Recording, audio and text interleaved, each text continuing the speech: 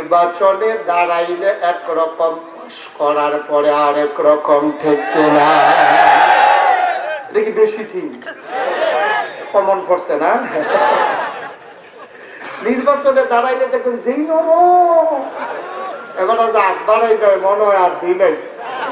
আপনি মুসাফা করতেছেন মনে হয় বালিশ দিয়ে রেখে দিয়েছেন। যেই মাত্র ফাঁস করে, যেই হাতে ভুটানের পায়ে ধরে, এই হাতেই ভুটানের গলায় ধরে, ঠিক কিনা বলে?